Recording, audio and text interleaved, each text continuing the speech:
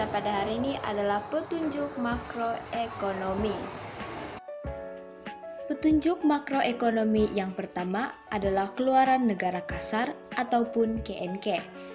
KNK merupakan jumlah nilai barang akhir dan perkhidmatan yang dikeluarkan oleh faktor milik sesebuah negara yang ada di dalam negara atau yang ada di luar negara dalam tempo setahun sebelum ditolak susut nilai. Keluaran negara kasar juga merupakan pendapatan negara. Terdapat 4 konsep KNK, yaitu KNK nominal, KNK benar, KNK potensi, dan KNK sebenar. KNK nominal ialah jumlah nilai barang akhir dan perkhidmatan yang dihasilkan oleh faktor milik sesebuah negara itu berdasarkan harga pada tahun dihitung. KNK benar ialah jumlah nilai barang akhir dan perkhidmatan yang dihasilkan oleh faktor milik sesebuah negara itu berdasarkan harga tahun asas. KNK benar boleh dihitung dengan rumus KNK benar sama dengan AHP kosong per IHP 1 darab KNK nominal. Dengan IHP kosong ialah indeks harga pengguna tahun asas dan IHP 1 adalah indeks harga pengguna tahun semasa. Petunjuk makroekonomi yang kedua adalah kitaran perniagaan. Kitaran perniagaan ialah suatu keadaan yang menunjukkan ekonomi sesebuah negara melambung atau meleset. Perkembangan ekonomi dalam jangka pendek tidak akan mengikut corak yang sama. Sebaliknya, ada kala melambung dan ada kalanya meleset. Kitaran perniagaan boleh ditunjukkan dengan menggunakan raja berikut. Berdasarkan raja, pergerakan pendapatan negara dari titik E ke B dan titik C ke D menunjukkan berlakunya kemelesetan ekonomi, manakala pergerakan pendapatan negara dari titik B ke C dan titik D ke I pula menunjukkan berlakunya pertumbuhan ekonomi. Semasa ekonomi berada pada titik B dan D, menunjukkan ekonomi mengalami masalah pengangguran yang tinggi, manakala semasa ekonomi pada titik C dan I menunjukkan ekonomi mengalami kemakmuran yang tinggi. Kadar inflasi. Kadar inflasi dapat diukur dengan menggunakan indeks harga pengguna. Kadar inflasi ialah ukuran peratusan kenaikan tingkat harga umum sesuatu tahun berbanding tahun sebelumnya. Kadar inflasi dapat dikira dengan rumus kadar inflasi sama dengan IHPT 1 tolak IHPT 0 per IHPT 0 darab dengan 100%, di mana IHPT 1 ialah indeks harga pengguna tahun semasa dan IHPT 0 merupakan indeks harga pengguna tahun sebelumnya. Kadar pengangguran.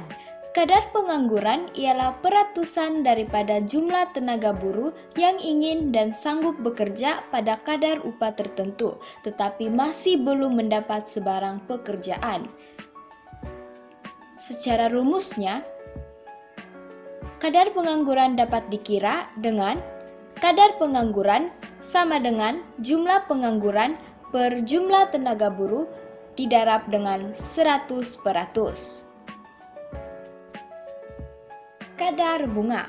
Bunga merupakan ganjaran ke atas penggunaan modal yang dipinjamkan daripada pihak lain. Modal terdiri daripada modal fisikal seperti jentera dan kendaraan, manakala modal uang merupakan harta cair dalam bentuk uang tunai. Bunga yang dinyatakan sebagai peratus daripada modal yang dipinjamkan dinamakan kadar bunga. Kadar bunga dapat dibahagi kepada kadar bunga nominal dan kadar bunga benar. Kadar bunga nominal ialah kadar bunga yang dikenakan terhadap sejumlah modal dalam bentuk mata uang yang diberi pinjam. Kadar bunga benar pula merupakan kadar bunga yang sebenarnya dibayar setelah mengambil kira perubahan tingkat harga umum. Seterusnya, kadar pertumbuhan ekonomi.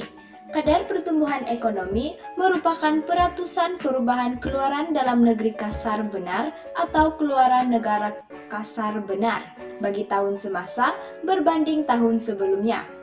Kadar pertumbuhan ekonomi dapat diukur melalui keluaran dalam negeri kasar benar atau keluaran negara kasar benar melalui rumus kadar pertumbuhan ekonomi sama dengan KDNK benar semasa tolak KDNK benar sebelum per KDNK benar sebelum darab 100 atau KNK benar semasa tolak KNK benar sebelum per KNK benar sebelum darab 100. Petunjuk makroekonomi yang ketujuh adalah akaun dagangan. Akaun dagangan menunjukkan aliran nilai ekspor dan import barang nampak dan tidak termasuk nilai perkhidmatan. Akaun dagangan diukur melalui imbangan dagangan yang boleh dihitung dengan rumus imbangan dagangan sama dengan nilai ekspor barang nampak tolak nilai import barang nampak. Terdapat 3 keadaan imbangan dagangan. Yang pertama adalah imbangan dagangan lebihan atau positif. Ia berlaku apabila nilai ekspor barang nampak melebihi nilai import barang nampak. Yang kedua, imbangan dagangan defisit atau negatif. Ia berlaku apabila nilai ekspor barang nampak kurang daripada nilai import barang nampak. Yang terakhir, imbangan dagangan seimbang. Ia berlaku apabila nilai ekspor barang nampak sama dengan nilai import barang nampak. Petunjuk makroekonomi yang terakhir adalah akaun semasa.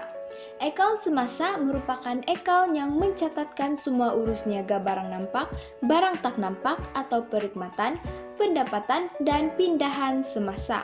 Butiran yang terkandung dalam akaun semasa terdiri daripada akaun dagangan, merekodkan urus niaga yang melibatkan ekspor dan import barang nampak, akaun perkhidmatan, merekodkan urus niaga yang melibatkan ekspor dan import barang tak nampak atau perkhidmatan seperti pengangkutan, perjalanan, perkhidmatan lain, dan urus niaga kerajaan. Akaun pendapatan merekodkan penerimaan dan pembayaran pendapatan pelaburan dan pampasan pekerja. Akaun pindahan semasa merekodkan semua bayaran pindahan yang dilakukan oleh pihak swasta dan kerajaan yang meliputi urusan seperti hadiah, derma, kiriman pendapatan pekerja kepada keluarga di negara asalnya, dan bantuan keuangan yang disalurkan kepada sesebuah negara.